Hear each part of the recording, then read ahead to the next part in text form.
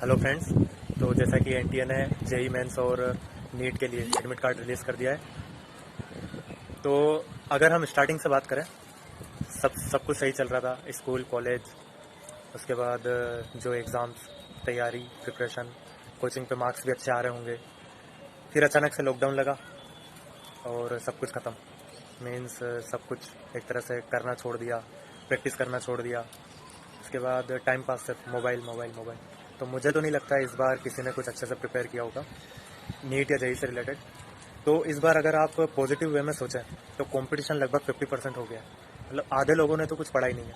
अगर आप थोड़ा भी पढ़ लेते हैं, जैसे नीट वालों के पास तो अभी 20 दिनों का टाइम है, अगर वो 20 दिन बिल्कुल जी जान एक लगा के पढ़ लेते हैं तो वो अपने 50% लोगों से आगे निकल जाएंगे। जैसे जेई के बच्चों के पास तो कम ही टाइम है। तो जेई के बच्चों के लिए मैं ये बोलना चाहूँगा कि आप एक ऑर्गेनाइज्ड वे में अगर 7 दिनों का यूज़ करें, 7 दिनों की एक स्ट्रेटजी बनाएं। जो लॉकडाउन में हो गया उसे भूल जाइए, क्योंकि अगर आप ये सोच रहे हैं कि पूरा लॉकडाउन निकाल दिया, काश मैं पहले से पढ़ना स्टार्ट कर देता तो सब कुछ सही होता, तो ये सब समय बीत चुका है। बीती हुई चीज़ों को याद करने से कोई मतलब नहीं है। ऐसा तो है नहीं कि आपने भाई साल भर पढ़ाई नहीं की है। तो साल भर जो पढ़ी है, 7 दिनों में अगर आप एक ऑर्गेनाइज वे में उस चीज़ को रिवाइज कर पा रहे हैं, ज़्यादा से ज़्यादा चीज़ कवर कर पा रहे हैं, तो यही आपका स्कोर करेगा। ठीक है। तो इन्हीं चीज़ों को लेकर मैंने ये वीडियो बनाई है। इस वीडियो में मैंने केमिस्ट्री को 7 दिनों की, अगले 7 दिनों में आपको किस ऑर्गेनाइज वे में पढ़ना चाहिए, ये थोड़ा डिस्क्राइब किया है। तो वीडियो को लास्ट तक देखना। ठीक है, let's start this things. Okay, so let's start with day 1। अच्छा, पहले दिन आपको क्या करना चाहिए कि फॉर्मूला बेस्ड जितने भी चैप्टर्स हैं, फॉर्मूला बेस्ड चैप्टर्स को कवर कर लें। जैसे कौन कौन सा चैप्टर है? Atomic structure, solid state, mole concept. Atomic structure की अगर बात करें तो जनरली 2 क्वेश्चन पूछ लिए जाते हैं इससे। एवरेज, ऑन एन एवरेज अगर पिछले 5 साल की बात करें तो दो क्वेश्चन इससे आ रहे हैं। ठीक है। और सॉलिड स्टेट बहुत ही इजी चैप्टर है। थोड़ा सा आपको वॉइड्स की जानकारी होनी चाहिए, डिफेक्ट्स की जानकारी होनी चाहिए। बेसिकली इन 2 टॉपिक से ही इसमें से क्वेश्चन फंस जाता है। ठीक है। तो एटॉमिक स्ट्रक्चर, सॉलिड स्टेट और मोल कॉन्सेप्ट ये तो सबसे पहले पढ़ाया जाता है 11th में, और सबसे इजी टॉपिक भी है। मुश्किल से 6 या 7 फॉर्मूले होंगे और उन 6 या 7 के बेसिस पे आपका एक क्वेश्चन कंप्लीट हो जाएगा। अगर आप इन तीनों का ऑन एन एवरेज मार्क्स के हिसाब से या क्वेश्चंस के हिसाब से देखें तो 2 + 1 + 1 मतलब total 4 questions will be covered. ठीक है। तो पहले दिन की स्ट्रेटेजी आप क्या बनाए कि तीनों की थ्योरी रिवाइज कर ली और उसके बाद इनके जो डिफरेंट मल्टीपल कॉन्सेप्ट है उन पे बेस्ड सोल्ड न्यूमेरिकल देख लिया या फिर खुद से सोल्व करके देख लिया। ठीक है। तो ये हमारी डे 1 की स्ट्रेटेजी हो गई। अगर हम डे 2 की बात करें तो सेकेंड डे हम क्या कर सकते हैं, थोड़े से हार्ड टॉपिक की तरफ बढ़ते हैं, लेकिन कैलकुलेशन पार्ट नहीं हो जिसमें। ठीक है। तो ऐसे चैप्टर कौन कौन से हैं और जिनका वेटेज भी ज्यादा हो, जैसे केमिकल बॉन्डिंग हो गया, कोऑर्डिनेशन केमिस्ट्री और केमिकल काइनेटिक्स। ठीक है। तो कोऑर्डिनेशन केमिस्ट्री अगर बात करें तो ये सबसे इंपॉर्टेंट चैप्टर है पूरी केमिस्ट्री का। इससे जनरली 3 क्वेश्चन पूछे जा रहे हैं। ठीक है, जो कि ऐसा होता नहीं है। और कोऑर्डिनेशन केमिस्ट्री और केमिकल बॉन्डिंग इन दोनों को मिलाकर अगर देखें तो पिछले 5 सालों में ऑन एन एवरेज 5 क्वेश्चन पूछे जा रहे हैं। ठीक है। तो अगर आप ये दोनों चैप्टर बहुत अच्छे तरीके से कर लेते हैं तो ये आपके लिए बहुत ही बेनिफिशियल होने वाला है। इसके अलावा आप एक और चैप्टर ले सकते हैं सेकेंड डे के लिए, केमिकल काइनेटिक्स। इसमें भी आपको पता है जैसे हाफ लाइफ पे बेस्ड क्वेश्चंस पूछे जाते हैं, तो हाफ लाइफ से रिलेटेड आप 2-3 न्यूमेरिकल सोल्व कर लें या फिर देख लें कि प्रीवियस ईयर क्वेश्चंस किस तरह से पूछे गए हैं। ठीक है। अगर आगे बढ़ते हैं और डे 3 की तरफ देखते हैं, जैसे आपके 2 दिन कंप्लीट हो गए हैं और आपके 6 टॉपिक अराउंड क्लियर हो चुके हैं। अब आपके पास ज्यादा टाइम तो है नहीं, तो आपको मजबूरी में ये करना ही पड़ेगा।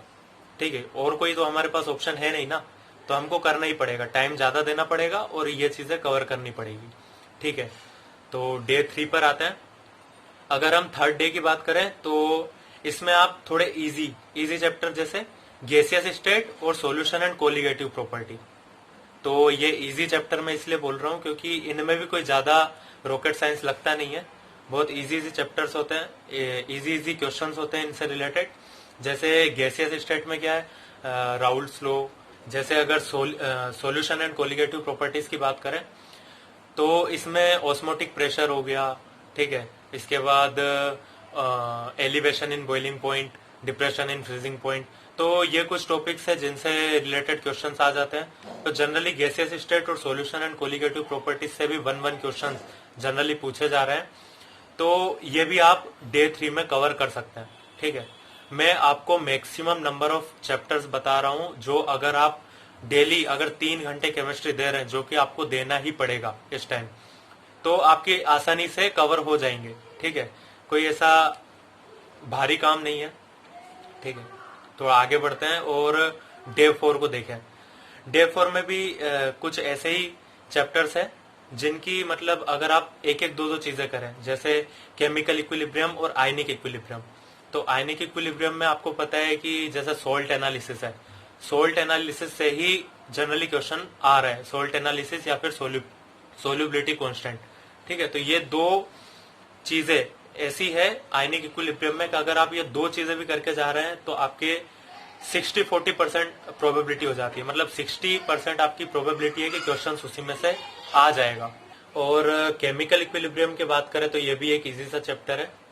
अब इलेक्ट्रोकेमिस्ट्री की बात करें तो इलेक्ट्रोकेमिस्ट्री में एक तो आपकी नर्नस्ट इक्वेशन पे क्वेश्चन जनरली पूछ लेते हैं, या फिर मास डिपोजिशन जो फेराडेज लॉ होता है, फेराडेज लॉ, ये दो चीजें अगर आप कवर करते हैं अच्छे से तो जनरली क्वेश्चन हो जाना चाहिए, हो जाएगा, ठीक है। तो ये आपकी 4 डेज स्ट्रेटेजी यहाँ पे कंप्लीट हो गई। अब अभी तक हमने इनऑर्गेनिक को टच भी नहीं किया है, ठीक है। अब हम इनऑर्गेनिक पर आते हैं थोड़ा। तो इनऑर्गेनिक में आप जितना ज्यादा पढ़ेंगे तो आपको ऐसा लगेगा कि हाँ चीजें हो रही है, मुझे याद भी हो रही है, लेकिन जब आप एग्जाम में जाएंगे तो आप टिक भी कर देंगे, तब भी आपको लगेगा कि हाँ क्वेश्चन हो गया मुझसे सोल्व, और जब आके आप आंसर मैच करेंगे तो गलत होगा।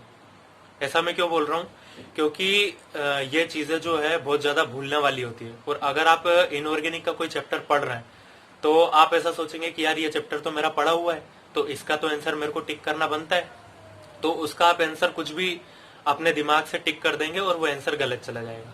तो हमको ध्यान क्या रखना है कि कम से कम नेगेटिव मार्किंग करें, ठीक है। और तो इसलिए मैं ज्यादा इनऑर्गेनिक के बारे में नहीं बता रहा हूँ। अगर जिसका इनऑर्गेनिक बहुत ज्यादा ही अच्छा है तो वो तो ऑब्वियस है करके जाइए, पर जिन लोगों की ऑर्गेनिक में थोड़ा डाउट रहता है कि यार ऐसा ही गड़बड़ चलता है, तो उन लोगों से मैं यही बोलूंगा कि इनऑर्गेनिक में आप एक तो सरफेस केमिस्ट्री कर लीजिए, ठीक है। सरफेस केमिस्ट्री से गोल्ड सोल से जनरली क्वेश्चन आ रहे हैं आजकल, ठीक है। तो गोल्ड सोल वाली चीज, ठीक है, मतलब मेरा कहने का मतलब क्या है कि सरफेस केमिस्ट्री देख लीजिए, क्योंकि इसकी चीजें जो है वो भूली भी कम जाती है। इसके बाद आप, ठीक है, तो सरफेस केमिस्ट्री और एक आप बेसिक पीरियोडिक टेबल भी देख सकते हैं, क्योंकि बहुत बार क्या होता है बिल्कुल जनरल सा इजी सा क्वेश्चन आ जाता है पीरियोडिक टेबल से, तो आप पीरियोडिक टेबल देख सकते हैं। एसपीडीएफ की मैं बात बिल्कुल नहीं करूंगा क्योंकि ये चीजें भूली जाती है, ठीक है। तो मैं बोलूंगा कि आप छोड़ दीजिए, कोई प्रॉब्लम वाली बात ही नहीं है, ठीक है। तो अपने 5 दिन कंप्लीट हो गए। अब डे 6 में मैं ऑर्गेनिक कंप्लीट करूंगा। तो ऑर्गेनिक में भी मैं सेम ही चीजें बोलना चाहूंगा, क्योंकि जो हमारा केमिस्ट्री का सिलेबस है वो बहुत बड़ा सिलेबस है और हर चैप्टर से एक एक क्वेश्चन आता है। तो अगर मैंने अभी तक जितनी चीजें बताई है, अगर आप इतनी चीजें कवर कर पा रहे हैं तो maximum portion of the chemistry आपका कवर हो जाएगा। तो ऑर्गेनिक में मैं जैसे आपको क्या बताऊंगा, जैसे सबसे पहले तो जीओसी बहुत अच्छा कर लीजिए, क्योंकि जीओसी में एक जैसे acidic strength, basic strength, bond strength, इन सब के ऑर्डर होते हैं। तो वो ऑर्डर एक बार देख लीजिए, उनसे जनरली क्वेश्चन आ ही जाता है एसिडिक स्ट्रेंथ और बेसिक स्ट्रेंथ से, ठीक है। तो वो चीज आप कवर कर लीजिए। और जीओसी 1, जीओसी 2 बाकी अगर करना है तो कीजिए, नहीं तो छोड़िए। ओके, सो डे 7 की अगर बात करें तो इस दिन आपको ज्यादा एफर्ट्स नहीं लगानी है, सिर्फ आपको प्रीवियस ईयर 5 सालों के सफिशिएंट हो जाएंगे। 5 सालों के प्रीवियस ईयर क्वेश्चन पेपर रखिए और उनके सॉल्यूशन पास में रखिए और उनको रीड करते जाइए, ठीक है, कि किस टाइप के क्वेश्चन। और अपने जो 6 दिन में जो हमने कॉन्सेप्ट रिवाइज किए हैं उनको कनेक्ट करने की कोशिश कीजिए, ठीक है। तो ये तो हमारी 7 दिनों की स्ट्रेटेजी थी, आप लोग इसे फॉलो कर सकते हैं और अपनी खुद की भी स्ट्रेटेजी बना सकते हैं। लास्ट में मैं ये बोलूंगा कि एग्जाम सेंटर जाने से पहले आपको सारी चीजों का ध्यान रखना है, मास्क का ध्यान रखना है और कोविड-19 को बिल्कुल भी हल्के में नहीं लेना है, मजाक में नहीं लेना है।